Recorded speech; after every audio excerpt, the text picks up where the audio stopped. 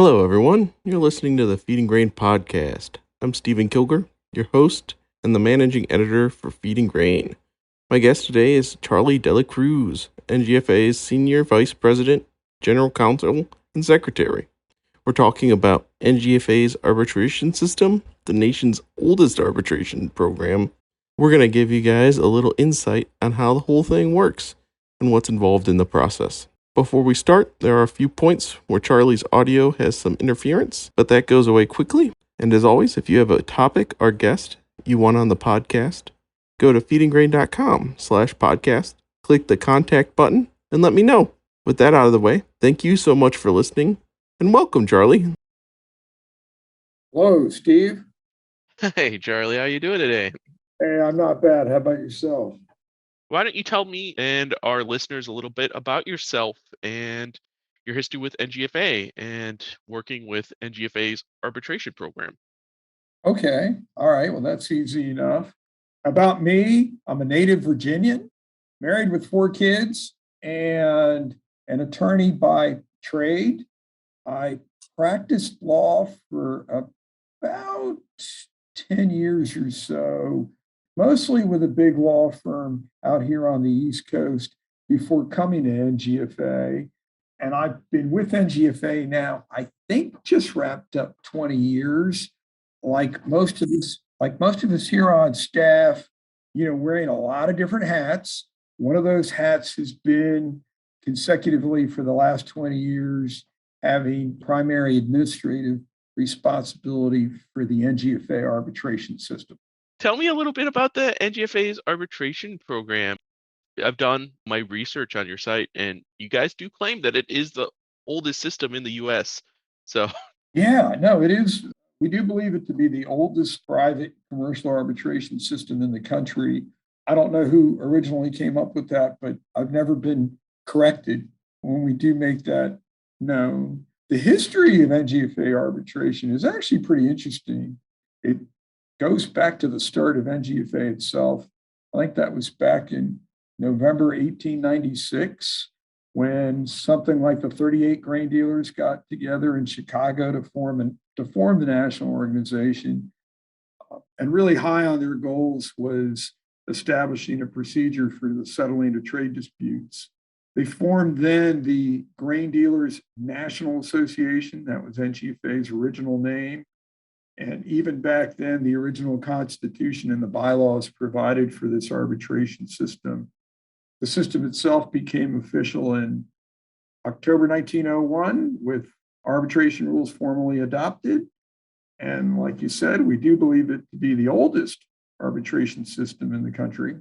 And I guess here we are 120 plus years still going. I should go back a step. For people who aren't aware, what is an arbitration system? Well, arbitration, it's an alternative dispute resolution method. There are others, and by that I mean an alternative to going to court, the traditional litigation route that most folks are familiar with. Even if you haven't been sued or had to sue anyone, we've all seen what court proceedings look like on television. There are alternatives to that. There's mediation, there's a lot of different forms of arbitration, and they all, they can look different, they can take different approaches. I think it's fair to say that arbitration is a little different than mediation and some of the others in that it's designed to completely replace the court type proceeding. What you should end up with in the end is something, the equivalent of and just as enforceable as what would be a decision in court. And usually folks get to arbitration because, well, they belong to an association like ours, whereby maybe the members themselves commit to arbitrating disputes before an arbitration forum, or there's consent between the parties for arbitration. Usually they agree to arbitrate a dispute after it comes up, or more likely, there's an arbitration clause in the contracts that they sign that provides for any disputes that arise to be settled before an arbitration forum instead of going to court. In the NGFA, it's part of your bylaws, right? If members have disputes with each other, that they go through this arbitration process. That's absolutely correct. And that's the first form of arbitration I was referring to. It's compulsory for NGFA active members to arbitrate any disputes between themselves. And that's a pretty broad range of types of disputes that we're talking about. Literally, it's anything involving the warehousing, processing, manufacturing, merchandising, financing, transportation, distribution of grain or feed. If the dispute involves anything in that area, it's compulsory when between members that they take it to NGFA for arbitration. Usually, so member organizations are usually the ones bringing those to you guys, right? Well, I'm glad you asked because I should clarify. There's the other form of arbitration that when we were just talking generally, I referred to, and that's arbitration by consent, which usually comes out of an arbitration clause in the contract signed between the parties. In that situation, non-members and members are treated similarly, what actually equally. And so in that situation, it's not required that both parties be members. It is required for us to have legal jurisdiction that at least one of the two parties, or could be multiple parties, but at least one party be a member, or else we just don't have legal jurisdiction. But the case can involve non-members as well. And usually that gets to us by way of an arbitration clause in the contract. And in those situations, it's not necessary that the party bringing the case be the member. It can be a member, it can be a non-member. Once the process started, it doesn't matter whether the party's a member or not. We just need there to be at least one member involved in the case. And the whole goal behind arbitration, from what I understand at least, is that it's supposed to be a little faster and probably a heck of a lot cheaper than going through the US court system, right? Yeah, I would certainly say on the cheaper end. Attorneys are not required in our process. I mean, I don't know to what extent they're ever fully required in court or in arbitrations, but it really is that the NGFA process is designed to be simple enough and streamlined enough. And the folks, the decision makers ultimately hearing the case are not attorneys, they're not judges, they're people with experience in the types of disputes. You know, the process is simple. So I guess what I'm getting at is that, I mean, I think it's fair to say attorneys aren't essential in our process, which is a cost savings. When attorneys are used, I think the process, again, being simpler, folks can be more efficient with the attorney time. And I know I'm jumping around a lot here. Our arbitrators are volunteers, which means a significant cost savings. In our arbitration forums, the arbitrators are paid professionals. And that can get expensive, to be honest with you. But our arbitrators are, well, they're volunteers. So there's no additional cost for their time. There is a filing fee for each case. And I can get a lot more detailed on that. I think it's fair to say it's rather modest. And there really are no additional fees or expenses unless a party requests an oral hearing, like an in-person hearing, or they file an appeal. So with a lot of other arbitration forums, you pay a fee when you file, and then you pay fees at a number of other steps. I think in the end, NGFA arbitration ends up being pretty cost effective compared to the alternatives. That's kind of part of the advantage of you guys doing it for so long, right? The system down, and it was hopefully made in a somewhat less cynical time in America.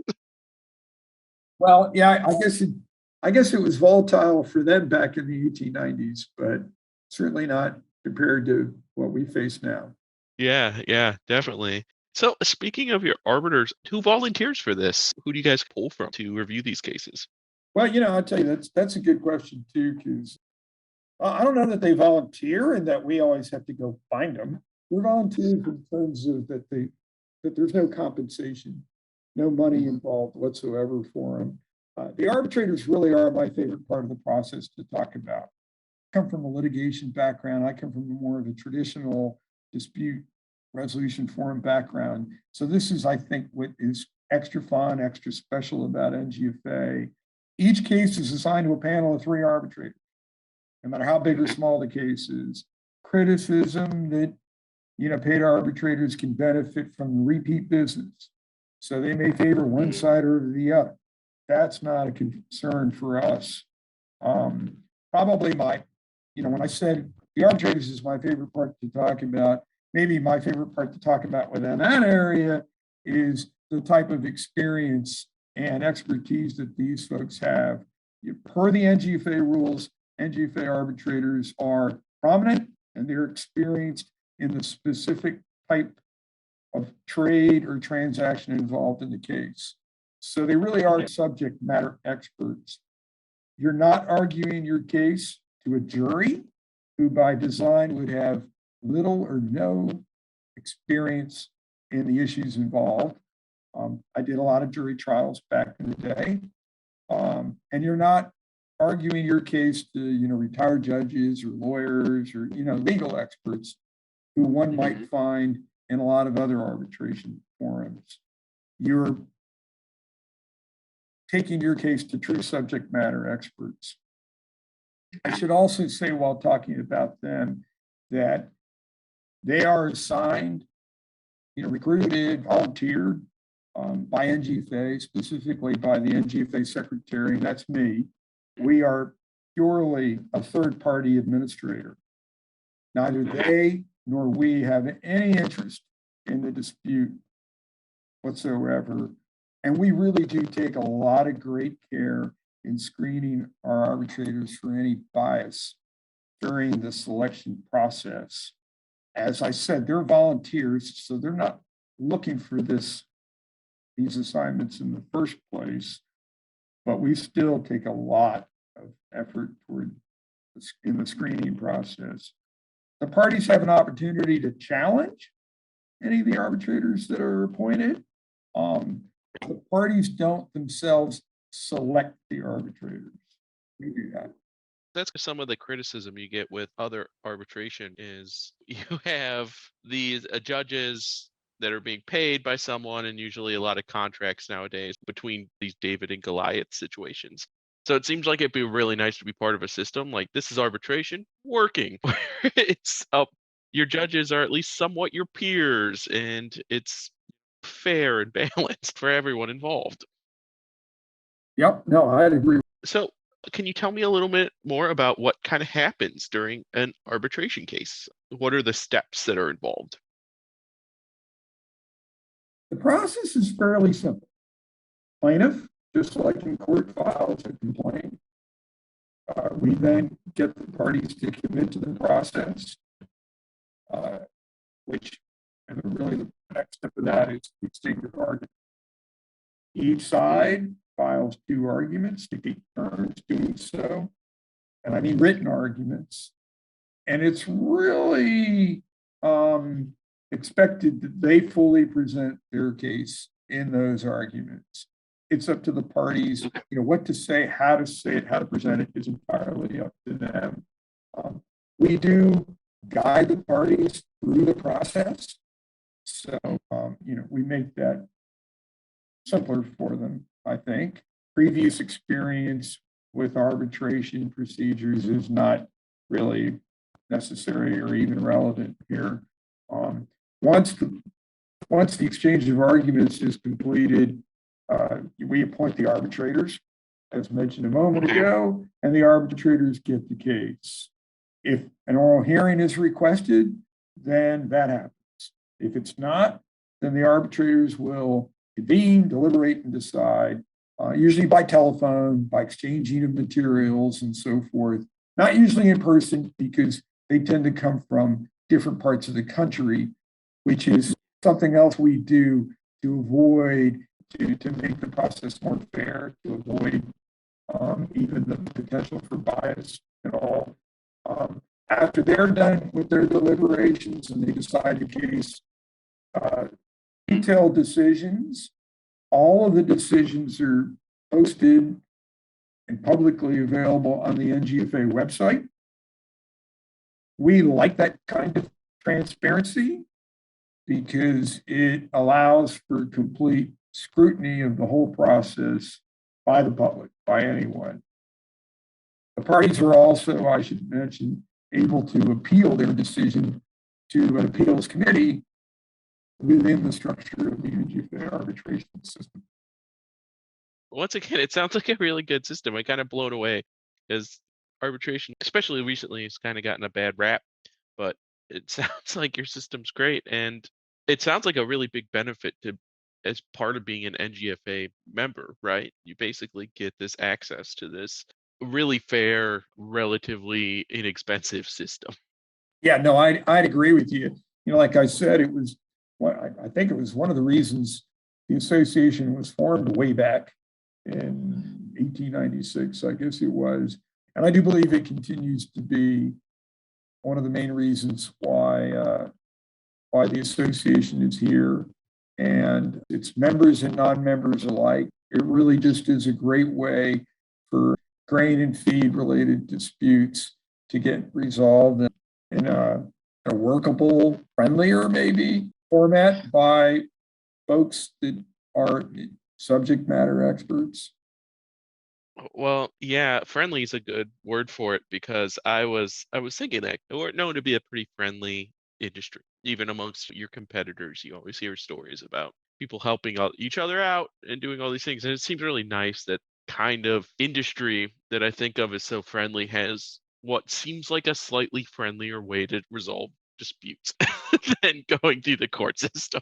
So how long does a case typically take? Hey, that I get that question a lot. It is hard to pinpoint, you know, because each case is so different. And there's so many different factors. You know, how long does it take the parties? How long do they take in committing to the process, getting it started? How long do they take in submitting arguments? We have timelines, but you know, they're entitled to extensions. And there are always stays and continuances if the parties want to pursue settlement or discovery. And then I'll be honest that it becomes how long do the arbitrators take to deliberate over the case, which will vary case by case. And our arbitrators they're pretty diligent and they're pretty thorough. There's a lot of work that goes into deciding those cases. Other factors might be whether there is the oral hearing that I mentioned. You know, just scheduling those for everyone's schedules can be a challenge. And then, of course, if there's an appeal, just like in other forums or like in court, that's going to significantly impact the timeline. Just to give you some answer, let's say, you know, with no extensions, no real delays, and quick turnaround between the parties, we're probably at about a year. And it might be 2 years on the opposite end. Okay. That sounds like a long time to people, but when you think about it in the context of how long court proceedings usually take, it doesn't sound too bad, does it? You're right. Folks that have been through courts and other arbitration forums are the ones that make us feel a little bit better about how long we take. We do try to speed it up. I still think we're faster than most of the alternatives, though maybe we're not as quick as we'd like to be. Well, you don't want it to get too quick, right? It's important stuff that's happening. People need their time. So Yep. you don't want it to be a weekend decision or anything like that. No, I don't think we could do that anyway, but yeah. Okay. So my last question here is how many arbitration cases get brought up to the NGFA every year? I'll tell you, that's a good and timely question. It varies a lot. You know, last year we had 91 cases filed, about $52 million in claims. This year we already have 113 cases filed. We're looking at about $69.2 million in claims. But this is a historic high for us. what we're dealing with right now, the numbers we're seeing, we've not seen anything like this since our previous record high back in 2008, 2009. And anyone who was back in the industry then knows how volatile things were then and can understand why I'm referring back to that time frame as the previous record high. You know, for most years since 08, 09, you know, we've been dealing with a caseload of maybe a third or a half of what we dealt with then and what we're dealing with now. Something about market volatility, huh? Brings up the cases. Yeah, well, that's always been the biggest factor. I'd be guessing as to what other factors might be affecting the current situation, but there's a lot of volatility out there. There are, you know, wars going on and weather conditions and pandemics and who knows what's down the pipe. Yeah, inflation, all those things. It's chaos out there. So it sounds like you guys are doing great work. Thanks for explaining it a little more to me. Is there anything you feel like I missed that you really want the word out on when it comes to arbitration? Oh boy. Well, I could talk about arbitration, I guess, for hours in my sleep. Your questions were spot on. If I missed anything, feel free to give me a holler. You know, talking about NGFA arbitration is what we do here. Well, I got to keep these to a certain limit, but next time I'm at an NGFA event, hopefully we can get together and chat a little bit. Like, process interests me a lot, to be honest with you, which is what this podcast is me finding these topics that I don't know a lot about. And I'm guessing a decent amount of the industry doesn't know about. So kind of explaining those and getting those down. So thank you again so much for talking with me. Hey, thank you, Stephen. All right. And I will be in touch soon. You have a great day. Thanks. You too.